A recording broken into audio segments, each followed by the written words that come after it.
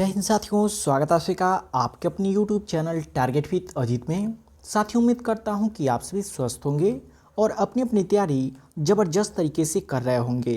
तो साथियों, आज की इस क्लास में हम डिस्कस करने वाले हैं कृषि विज्ञान के उन सभी महत्वपूर्ण प्रश्नों के बारे में जो कि आप सभी के यूपीटीपीएससी एसडी एग्ज़ाम के लिए मोस्ट इंपॉर्टेंट हो जाती हैं। तो वीडियो को अंत तक जरूर देखिएगा क्योंकि दिए गए सभी क्वेश्चंस एग्जाम ओरिएंटेड और सिलेक्टिव हैं।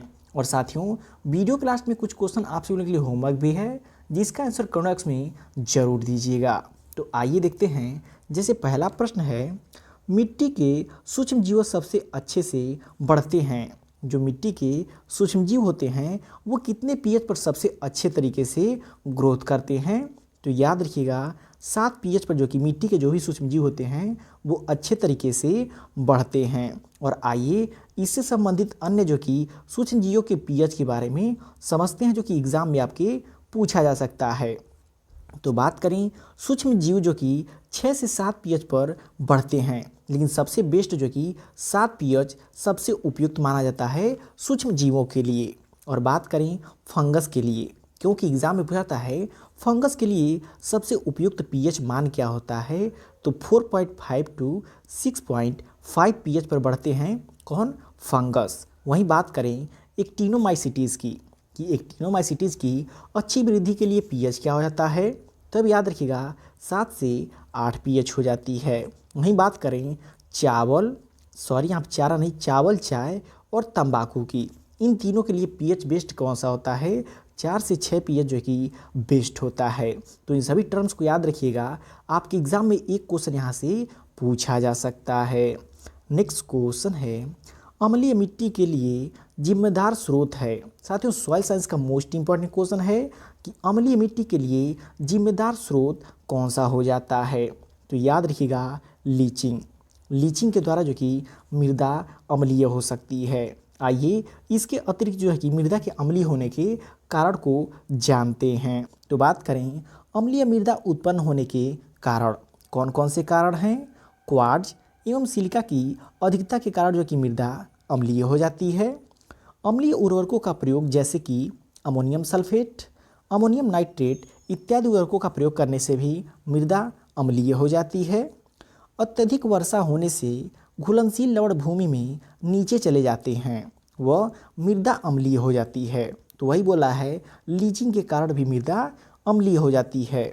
और मोस्ट इम्पॉर्टेंट पॉइंट ये है कि गोबर की खाद का प्रयोग करने पर भूमि जो कि अम्लीय हो जाती है।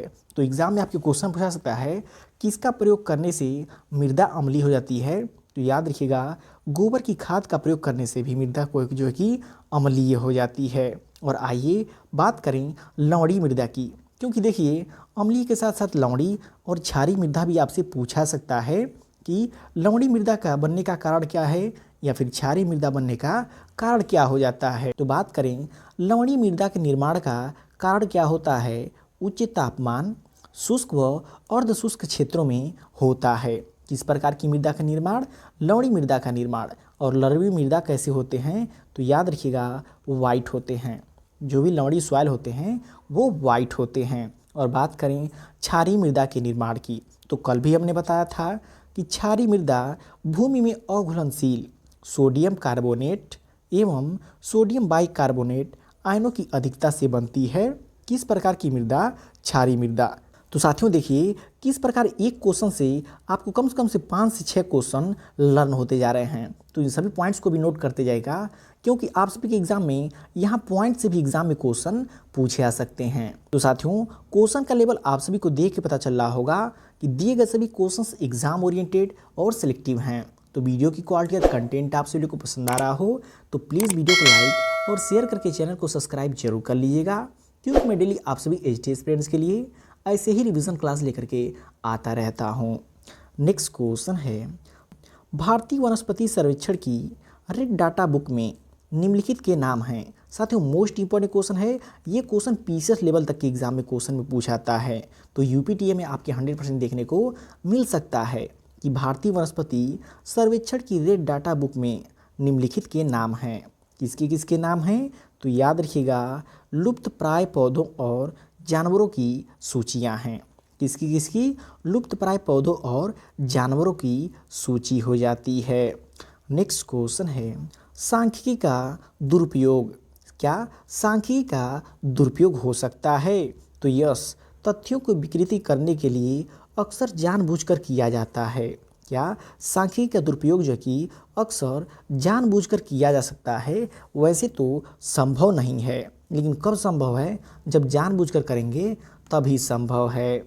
नेक्स्ट क्वेश्चन है, कानूनी मानकों के अनुसार मक्खन में नमी की मात्रा इससे अधिक नहीं होनी चाहिए। बात करें कानूनी मानकों के अनुसार मक्खन में नमी की मात्रा किससे अधिक नहीं होनी चाहिए? तो याद रखिएगा 18% से अधिक नहीं होनी चाहिए मक्खन में नमी की मात्रा। तो ये भी इंपॉर्टेंट क्वेश्चन है, डबल स्टार मार्क कर लीजिएगा। आइए अन्य जो कि दूध से संबंधित तथ्यों को समझते हैं, जो कि आप सभी के यूपीटी एग्जाम में पूछी जा सकती हैं। तो बात करें दूध का वह उत्पाद जिसमें वसा की मात्रा 99% तक शुद्ध रूप से पाई जाती है एवं 20 डिग्री सेंटीग्रेड तापमान पर अर्ध तरल या तरल अवस्था में रहता है, वह क्या कहलाता है? घी कहलाता है। तो घी में याद रखिएगा 99% तक शुद्ध रूप से वसा पाई जाती है और ये 20 डिग्री सेंटीग्रेड तापमान पर अर्ध तरल अवस्था में पाई जाती है। तो एग्ज़ाम में आपके क्वेश्चन यहाँ से भी देखने को मिल सकता है। और नेक्स्ट पॉइंट है, घी में स्वतंत्र वसा की मात्रा 0.5% एवं पानी की मात्रा 0.5% से भी कम होती है और यह ट्राइग्लिसराइड वसा के संयुग से बना उत्पाद है। तो मोस्ट इंपॉर्टेंट क्वेश्चन यहाँ से क्वेश्चन कई बार पूछा चुका है कि घी में स्वतंत्र वसा की मात्रा कितनी होती है? तो याद रखिएगा 0.5% होती है। और ये भी क्वेश्चन एग्जाम में पूछा चुका है कि घी में पानी की मात्रा कितनी होती है?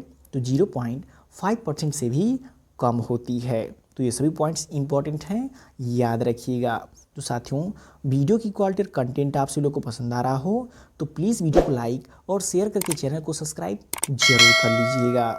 नेक्स्ट क्वेश्चन है, TDN की गणना में किस पोषक तत्व को 2.25 से गुणा किया जाता है? बात करें TDN की तो फुल फॉर्म क्या होता है? टोटल डाइजेस्टिबल न्यूट्रिएंट की गणना में किस पोषक तत्व को 2.25 से गुणा किया जाता है? तो याद रखिएगा सुपाच्य ईथर अर्क से। किससे? सुपाच्य ईथर अर्क से। तो इनवर्सबिलिटी का इंपॉर्टेंट क्वेश्चन है, याद रखिएगा। नेक्स्ट क्वेश्चन है, कृषि की कुल आय और कृषि पूंजी के अनुपात का विश्लेषण दर्शाता है। मोस्ट इंपॉर्टेंट क्वेश्चन है इकोनॉमिक्स का और 100% आप सभी के यूपीटी एग्जाम में देखने को ये क्वेश्चन मिल सकता है कि कृषि की कुल आय और कृषि पूंजी, कुल कृषि संपत्ति के अनुपात का विश्लेषण दर्शाता है। क्या दर्शाता है? तो याद रखिएगा पूंजी का प्रतिशत प्रतिफल दर्शाता है। क्या दर्शाता है? पूंजी का प्रतिशत प्रतिफल दर्शाता है। नेक्स्ट क्वेश्चन है, वह किसान जो नई तकनीकी के बारे में सुनते ही उसे अपना लेता है कहलाता है। वह किसान क्या कहलाता है? जो नई तकनीकी के बारे में सुनते ही उसे अपना लेता है। तो वो क्या कहलाता है? याद रखिएगा इनवोटर कहलाता है। क्या कहलाता है? इनवोटर कहलाता है। और इनका प्रतिशत कितना होता है? तो 2.5% इनवोटर जो कि समाज में होते हैं। तो परसेंटेज भी याद रखिएगा, कई बार एग्जाम में जो कि परसेंटेज भी पूछ लिया है। और बात करें अर्ली एडाप्टर की तो अर्ली एडाप्टर समाज में कितने होते हैं? 13.5% होते हैं। और वहीं बात करें लेगार्ड्स की, जो पिछड़े होते हैं वो समाज में कितने % होते हैं? तो 16% लेगार्ड्स भी होते हैं। तो ये प्रतिशत भी याद रखिएगा, एग्ज़ाम में प्रतिशत भी पूछा जा सकता है। नेक्स्ट क्वेश्चन है, मूलभूत गांव की संस्थाएं हैं। मूलभूत गांव की कौन कौन सी संस्थाएं होती हैं? तो याद रखिएगा पंचायत, सहकारिता और स्कूल हो जाती है। मूलभूत गांव की संस्थाएं कौन कौन सी हो जाती हैं? पंचायत, सहकारिता और स्कूल हो जाती है। नेक्स्ट क्वेश्चन है, विस्तार में हम पसंद करते हैं। विस्तार में हम क्या पसंद करते हैं? तो याद रखिएगा लोकतांत्रिक दृष्टिकोण पसंद करते हैं। क्या पसंद करते हैं? डेमोक्रेटिक अप्रोच पसंद करते हैं। नेक्स्ट क्वेश्चन है, फाइबर देने वाले पौधे निम्नलिखित परिवारों के समूहों से संबंधित हैं। सही समूह का पता लगाएं। तो कौन सा सही समूह है? याद रखिएगा, मालवेसी और लेगुमिनेसी हो जाती है। कौन सी? मालवेसी और लेगुमिनेसी हो जाती है। नेक्स्ट क्वेश्चन है, अवायवीय परिस्थितियों में सेल्यूलोज का अपघटन पूरी तरह से किसके द्वारा होता है? बात करें अवायवीय परिस्थितियों में सेल्यूलोज का अपघटन पूरी तरह से किसके द्वारा होता है? तो याद रखिएगा, शैवाल के द्वारा होता है। किसके द्वारा होता है? शैवाल के द्वारा होता है। नेक्स्ट क्वेश्चन है, मिट्टी में नाइट्रीकरण प्रक्रिया के लिए जिम्मेदार बैक्टीरिया नाइट्रोसोमोनास और नाइट्रोबैक्टर की पहली बार किसने अलग किया? मोस्ट इंपॉर्टेंट क्वेश्चन को डबल स्टार मार्क कर लीजिएगा। सॉइल साइंस में 15 नंबर में ये क्वेश्चन आपको 1 नंबर में देखने को मिल सकता है, क्योंकि आप सभी को पता है सॉइल साइंस से आप सभी के यूपीटी एग्जाम में 15 क्वेश्चन आने हैं, जिसमें से यहाँ से लिख के ले लीजिएगा 1 क्वेश्चन आएगा ही आएगा। तो बात क्या कर रहा है कि मिट्टी में नाइट्रीकरण प्रक्रिया के लिए जिम्मेदार बैक्टीरिया नाइट्रोसोमोनास और नाइट्रोबैक्टर को पहली बार किसने अलग किया था? किसने अलग किया था?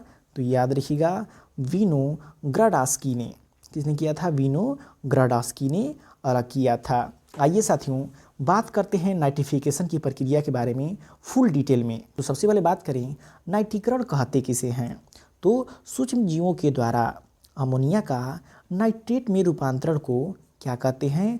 नाइट्रीकरण कहते हैं। अमोनिया का नाइट्रेट में रूपांतरण किसके द्वारा? सूक्ष्म जीवों के द्वारा क्या कहलाता है? नाइट्रीकरण कहलाता है। और ये भी याद रखिएगा, मुख्यतः पौधे नत्रजन को मृदा से नाइट्रेट के रूप में ग्रहण करते हैं। मुख्यतः जो भी पौधे होते हैं नाइट्रोजन को नाइट्रेट के रूप में ग्रहण करते हैं, जबकि धान जो कि अमोनिया के रूप में ग्रहण करती है। और मोस्ट इम्पॉर्टेंट पॉइंट यहाँ पे हो जाता है कि जो कि अमोनिया का नाइट्रोसोमोनास बैक्टीरिया के द्वारा नाइट्राइट में परिवर्तन होता है, और बात करें नाइट्राइट का नाइट्रोबैक्टर के द्वारा नाइट्रेट में परिवर्तित होता है।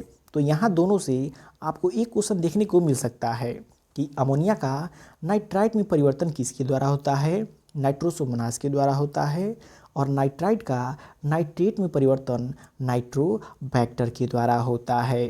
अन्य इंपॉर्टेंट पॉइंट की बात करें तो नाइट्रीकरण की क्रिया करने वाले बैक्टीरिया को इष्टतम कितने तापमान की आवश्यकता होती है?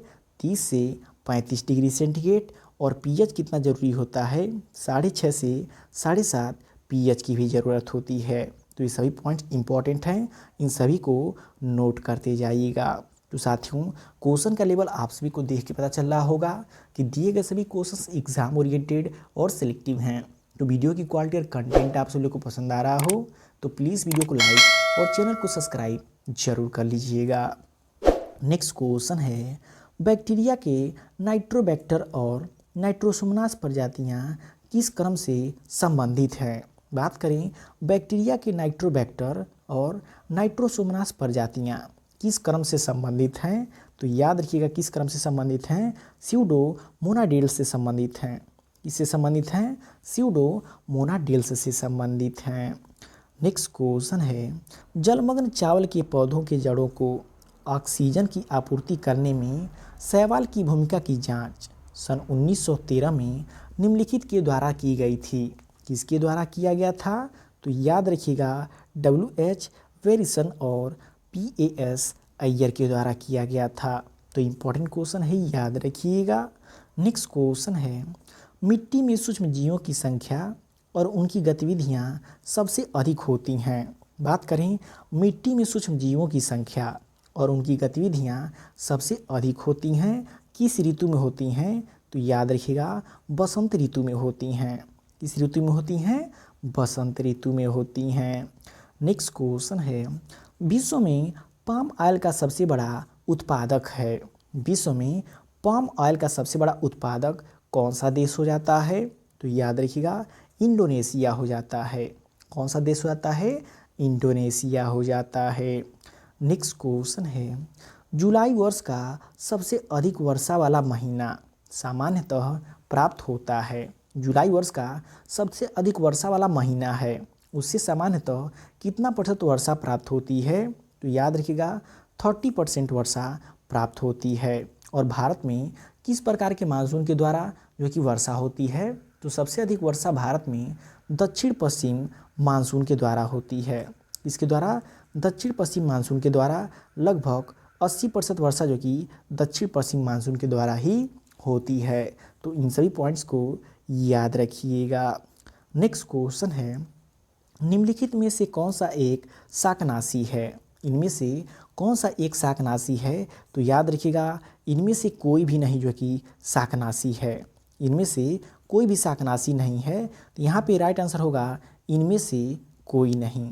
तो याद रखिएगा कार्बारिल, एंडोसल्फान, मेलाथियान ये सभी कीटनाशी हैं, शाकनाशी नहीं हैं।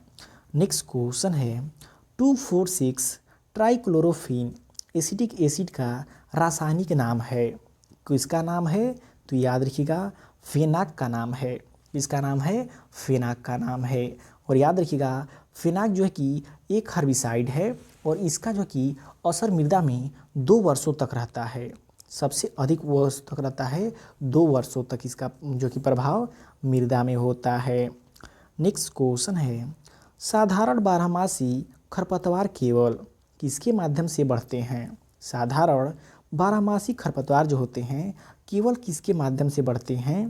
तो याद रखिएगा सीड के माध्यम से बढ़ते हैं। किसके माध्यम से बढ़ते हैं? सीड के माध्यम से बढ़ते हैं। नेक्स्ट क्वेश्चन है IMD के अनुसार उस क्षेत्र में सूखे की तुलना में वर्षा कम होती है जहां सामान्य वार्षिक प्रतिशत कितना होता है? 75% होता है। कितना होता है? 75% होता है। नेक्स्ट क्वेश्चन है देश में मौसम विज्ञान उप विभागों की संख्या है, कितनी है? याद रखिएगा 36 है। कितनी है? 36 है। नेक्स्ट क्वेश्चन है एथिलीन का जैविक अग्रदूत है। एथिलीन का जैविक अग्रदूत कौन सा हो जाता है? तो याद रखिएगा मेथियोनीन हो जाता है। कौन सा होता है? मेथियोनीन हो जाता है। नेक्स्ट क्वेश्चन है कभी संभावित संकर संयोजनों में अच्छी संयोजन क्षमता के लिए चुने गए कई जीनोटाइप को आपस में क्रॉस करके उत्पादित एक किस्म जिसके बाद खुले परागण के द्वारा किस्म का रखरखाव किया जाता है वह क्या है? तो याद रखिएगा सिंथेटिक किस्म हो जाती है। कौन सी होती है? सिंथेटिक वैरायटी हो जाती है। नेक्स्ट क्वेश्चन है किस जीव में सबसे अधिक परिवर्तनशीलता अपेक्षित है? बात करें कि किस जीव में सबसे अधिक परिवर्तनशीलता अपेक्षित होता है? तो याद रखिएगा क्रॉस निषेचन में। इसमें क्रॉस निषेचन में जो है कि सबसे अधिक परिवर्तनशीलता अपेक्षित होती है। नेक्स्ट क्वेश्चन है भेड़ की एकमात्र ट्रिपल उद्देश्य वाली भारतीय नस्ल है। भेड़ की एकमात्र ट्रिपल उद्देश्य वाली भारतीय नस्ल कौन सी हो जाती है? तो याद रखिएगा लोही हो जाती है। कौन सी होती है? लोही हो जाती है। नेक्स्ट क्वेश्चन है पौधों की कोशिका में एंजाइम नाइट्रेट रिडक्टेज का सटीक स्थान क्या है? बात करें पौधों की कोशिका में एंजाइम नाइट्रेट रिडक्टेज का सटीक स्थान क्या हो जाता है? तो याद रखिएगा साइटोसोल हो जाता है। क्या हो जाता है? साइटोसोल हो जाता है। लास्ट क्वेश्चन साथियों आप सभी लोग के लिए होमवर्क है जिसका आंसर कमेंट बॉक्स में जरूर दीजिएगा कि पीने के पानी में NO3N मिलीग्राम प्रति लीटर ppm की महत्वपूर्ण सीमा WHO मानकों के अनुसार क्रम है, कितना है? तो इसका आंसर कमेंट बॉक्स में जरूर दीजिएगा। देखते हैं कितने लोग सही सही कमेंट बॉक्स में आंसर देते हैं। तो साथियों ये रहे आपके कृषि विज्ञान के वे सभी महत्वपूर्ण प्रश्न जो कि आप सभी के UPT एग्जाम के लिए मोस्ट इंपॉर्टेंट हो जाती हैं। तो वीडियो आपको कैसा लगा कमेंट करके फीडबैक जरूर दीजिएगा और वीडियो पसंद आए प्लीज़ वीडियो को लाइक और चैनल को सब्सक्राइब जरूर कर लीजिएगा।